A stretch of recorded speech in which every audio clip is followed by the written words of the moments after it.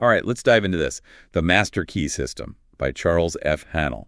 We're going to be using, well, excerpts from the book itself and the foreword. Oh, and we've got some study questions with answers, too. Sounds like we've got quite the toolkit. Yeah, it's like a treasure map and guide all rolled into one. A treasure map, huh? And where does this one lead? Well, into some pretty deep waters, actually. You're about to explore a system that blends philosophy, self-help, and what some people call New Thought principles. New Thought. I like the sound of that. Me too. And it's all aimed at, well, personal growth and achieving what you desire in life. So it's about unlocking your potential then. I'm in. Where do we start? Well, Haanel kicks things off by talking about the world within and the world without. Okay. 2 worlds. I'm intrigued. Yeah. Basically, he's saying your thoughts and beliefs, that internal world you create, it directly shapes your experiences in the external world, the world outside of you. So change your inner world and you change your outer world. I mean, you see echoes of this in a lot of different philosophies and spiritual traditions. Oh, absolutely. It's like this powerful idea, that if you want to change what's happening around you, you got to start by changing what's happening inside you. I like that a lot. Makes you think, doesn't it? It really does. He even uses this analogy of a seed. A seed. Yeah, it really stuck with me. Just like a seed, a tiny seed, it contains the blueprint for a whole plant.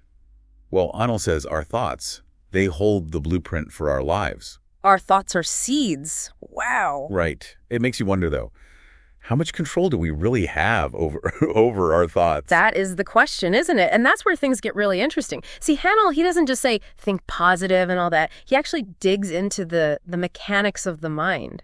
He introduces this distinction between the conscious and the subconscious. Okay, so the conscious and the subconscious, 2 parts of the mind. 2 parts, yeah, working together, or sometimes maybe working against each other. So if we think of the conscious mind, if it's like the captain steering the ship, would the subconscious be the one actually building the ship, actually turning those thoughts and beliefs into reality? Exactly. You got it. And this raises a big question. How do we bridge that gap between those 2 parts of our minds? Yeah, good question. And Haanel, well, he gets very practical here. He offers all these exercises to help us control both our physical body and our thought processes. Control our physical body. So it's not all about just thinking the right thoughts. It's all connected, you see. He's big on practice. Practice. Like we have to actually do something. Oh, yeah. It's not enough to just read about these ideas, all right? It's like building physical strength. You have to put in the effort consistently. Makes sense. So what kind of exercises are we talking about? Well, he gives examples like controlling your physical body, stopping unwanted thoughts, and focusing your mental energy. He even talks about this experiment where you try to sit perfectly still. Sit perfectly still, like a statue. Exactly. Becoming aware of every tiny sensation in your body. Wow. I can imagine that being pretty tough for most people. It's all about building that mental muscle. And once you have some control over your physical body, well, then Haanel says you can move on to controlling your thoughts. He calls it inhibiting all thought. Inhibiting all thought. That sounds really hard. What does he mean by that? Is it like trying to completely empty your mind? Not exactly. It's more about becoming aware of that constant stream of thoughts, that's always flowing through your mind, and then learning to choose which ones you want to focus on. So it's not about silencing your mind completely? No. It's more about developing the ability to direct your attention where you want it to go. Right. You get it. And by stopping thoughts of worry or fear or anxiety, well, you create space for more positive, constructive thoughts to come through. Okay, I see. So you clear out the clutter to make room for the good stuff. Exactly. Now here's where things start to get a little more philosophical. Haanel introduces this concept of the I, like capital I. The I. Oh, okay. And it's separate from both the physical body and the mind. So we've got the conscious mind, the subconscious mind, and now the I. A lot to keep track of. He describes this I as the spiritual source of your power, the force that directs and controls both the body and the mind. So it's like the ultimate control center. In a way, yeah. Haanel wants you to really think deeply about your own sense of self, like where does your power really come from? Big questions. Big questions, yeah. And he even delves into this idea of spiritual power. Spiritual power. Yeah, but not in a religious sense necessarily, more like a force that that transcends limitations and connects us to the universal mind. Universal mind. Okay, now we're getting really, really deep. It's a lot to unpack, that's for sure. He emphasizes that this universal mind, it's abundant. We shouldn't limit ourselves in accessing its power. He argues we can become channels for the universal mind. Channels? Yeah, like conduits for the universal mind to express itself through us.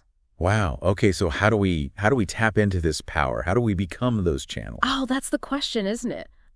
A big part of his system, it seems to focus on overcoming fear, those beliefs that hold us back. Yeah, I can see how fear would be a major obstacle. He explains how fear can paralyze us, and he offers strategies for cultivating courage, strength, and self-reliance. So basically face your fears and build yourself up. Yeah. By recognizing your inherent power and connecting to the universal mind, he suggests that you can overcome those limitations. You can break free. Okay.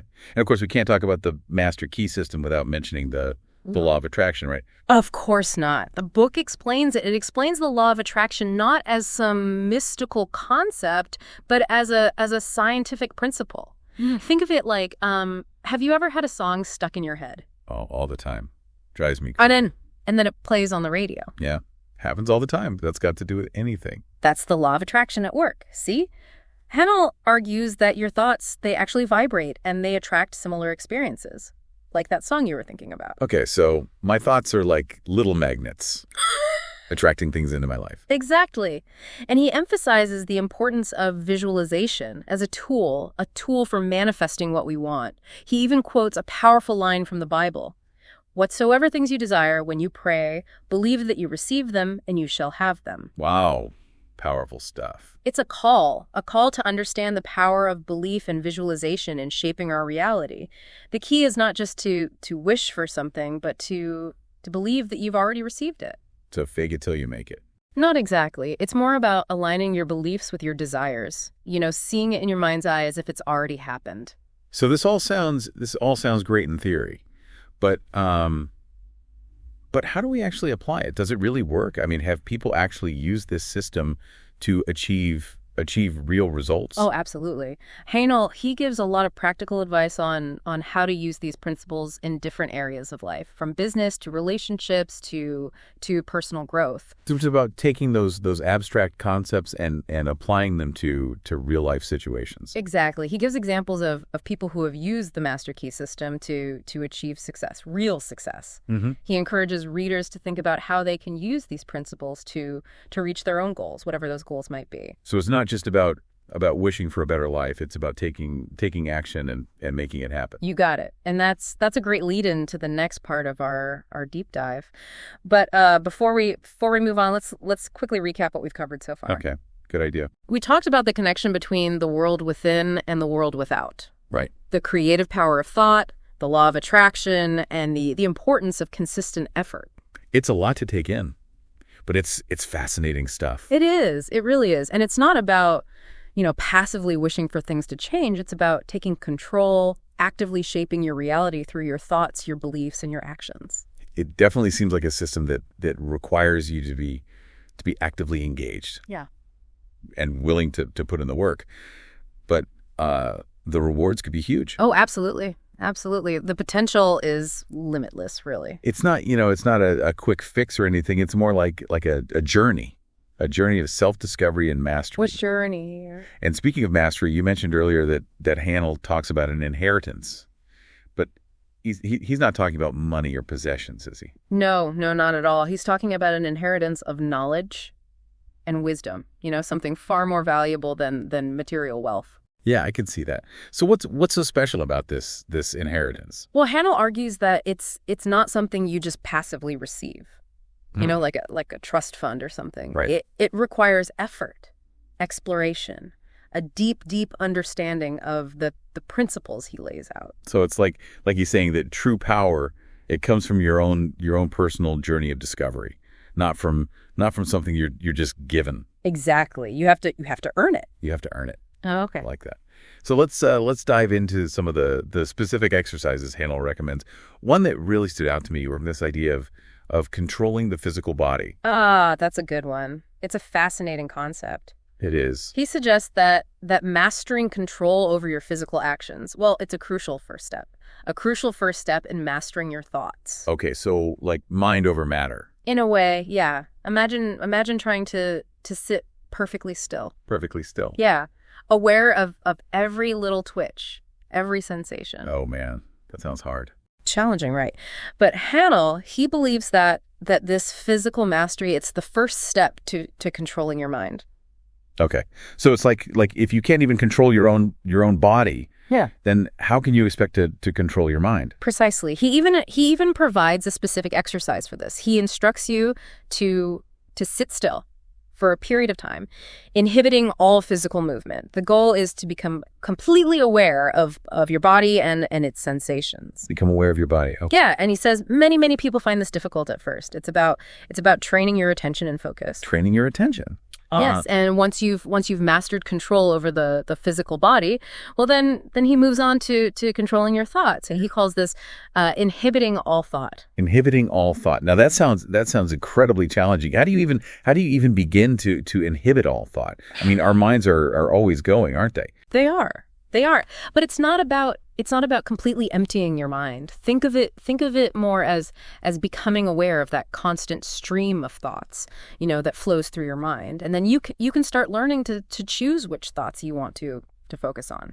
So it's about developing that mental muscle, that the ability to direct your attention where you want it to go. Exactly. And by inhibiting those thoughts of worry, fear, or anxiety, you create space for more positive and constructive thoughts to emerge. Okay. I'm starting to see how these exercises, how they build on each other, but they sound pretty intense. Is there a gentler way to work with the subconscious mind? Well, Haanel introduces the idea of mental concentration as another powerful tool, and this one is about focusing your mind on a single object or idea. Focusing your mind. Okay. He uses this analogy of a magnifying glass, focusing the sun's rays to create heat. Oh, yeah. By focusing your mental energy, you can amplify its power. I see. So it's like you're concentrating your thoughts to make them more powerful. Yes. And he even suggests using a physical object to help with concentration, something simple like a glass of water. A glass of water. Okay. The idea is to focus all of your attention on that object, observing every detail. This helps to train your mind to stay focused. Right. He also emphasizes the importance of finding a quiet space for these exercises, a place where you can be free from distractions. The quiet space, yeah. It's about creating that inner sanctuary, a space where you can connect with your deeper self. Connect with your deeper self. Right? Exactly. And in that space of stillness, you can begin to tap into the power of the world within. The world within. Great. But it's not all about sitting in silence, is it? I mean, Haanel also talks about the importance of taking action. Oh, absolutely. Yeah. He makes it very clear that thought without action is incomplete.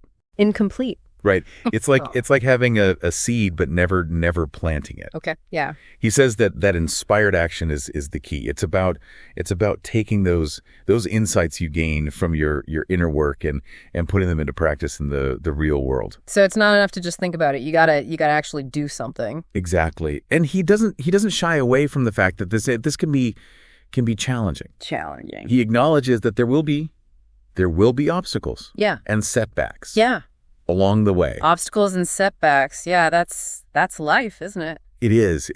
But he encourages us to see these challenges as opportunities for growth. It's those moments of adversity that we develop our strength and resilience. Our strength and resilience. It's exactly. And he reminds us that we're not alone in this journey. Right. He emphasizes the interconnectedness of all things. The idea that we're all part of a larger whole. Part of a larger whole. Okay.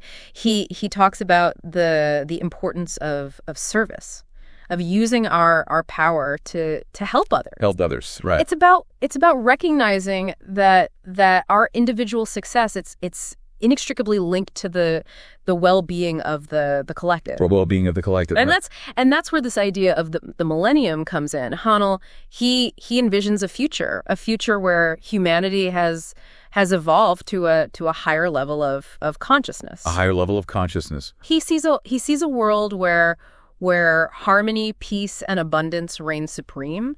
A world where everyone understands and utilizes the power of the world within. That sounds like a pretty amazing world. It's a powerful, powerful vision, isn't it? It is. And while it might seem, idealistic, it's rooted in the belief that we have the power to create the world we want to see. Create the world we want to see. Yeah, that's what makes the Master Key system so compelling. It's not just a self-help book. It's a blueprint for personal and societal transformation. Personal and societal transformation. It's a call to action, a call to step into your power and create a better world for yourself and for future generations. Create a better world. That's a message that resonates deeply with me. I think it resonates with all of us who are seeking to live more meaningful and fulfilling lives. It's a reminder that we're not just passive observers in the grand scheme of things. Right. We're active creators, and we have the power to shape our reality. Shape our reality. Yeah, one thing that keeps coming up for me is this idea of cycles. Or cycles. Yeah, Haanel talks about these cycles of sevens, both in personal development and on a larger, global scale. Cycles of sevens. Okay. What's interesting there is how he uses these cycles as a framework for understanding growth and change. It's like he's saying that life isn't a straight line, Right. It's more like a spiral with periods of expansion and contraction. Right. Learning and then putting what you've learned into practice. Exactly. And he even suggests that the world might be about to enter a new cycle, what he calls a millennium of harmony and peace. A millennium. Yeah. It's a bold prediction, but it definitely makes you think. It does. And whether you take that prediction literally or see it as a metaphor, the underlying point seems to be that we're always in a state of becoming. We're always evolving and growing, both individually and as a society. I think that's a really important point. We're never really finished, are we? No, I don't think so. Always more to learn, more to grow. We've covered so much ground in this deep dive. We've talked about the world within and the world without, the power of thought, the importance of practice, the law of attraction, those fascinating cycles of growth. But there's one key idea that I think ties everything together, and that's the concept of the I. The spiritual self that Haanel describes as the source of our true power. The I. Yeah. It's like he's saying that beyond our physical bodies and our busy minds, there's this deeper self, this spark of something bigger that connects us to the universal mind. Yeah, and it's through that connection that we access unlimited potential. That's where our true power lies. It's a powerful idea, isn't it? It really is. But how do we actually tap into that power? I mean, Haanel talks about the importance of recognizing this I, of becoming aware of this deeper self. He does, and he suggests that this recognition comes through stillness, through those practices of controlling the body and inhibiting thought that we talked about earlier. So it's about quieting the noise of the external world, and tuning into the wisdom of that world within. Exactly. And as you cultivate that inner awareness, you become more receptive to the guidance of the universal mind. You become more aligned with your true purpose. Aligned with your true purpose, right? Yeah. It's like we're clearing away the static, so we can hear the signal more clearly. A good analogy. And that signal, that intuition, it guides us towards our highest good. Guides us towards our highest good. Yeah. And as you align yourself with that higher purpose, you naturally attract the resources and opportunities you need to fulfill your potential. It's the law of attraction in action. It all comes together, doesn't it? It does. But it's not all about individual fulfillment, is it? I mean, Haanel talks about the importance of using our power to serve others. to contribute to the greater good. He does. He's very clear that true power is expressed through service. It's about using your unique gifts and talents to make a positive impact on the world. A positive impact. It's about recognizing that we're all connected, and that our individual well-being is tied to the well-being of everyone else. We're all connected. Yeah.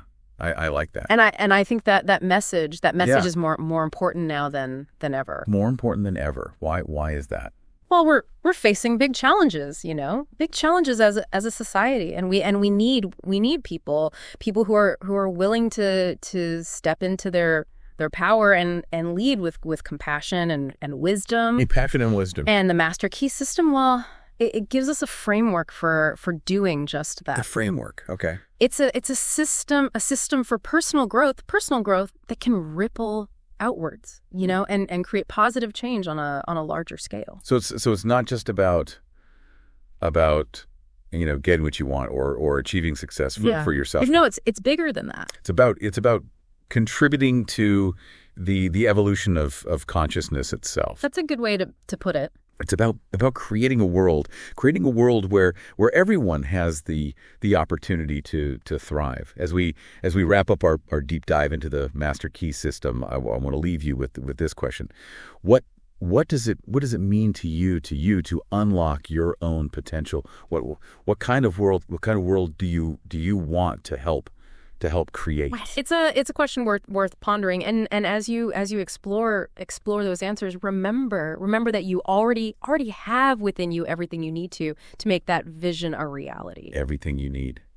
Powerful stuff. Well, thanks for joining us on this deep dive into the Master Key system. We hope you found it as insightful and inspiring as we did. Keep exploring, keep growing, and keep unlocking your own unique potential. Well, that's what it's all about.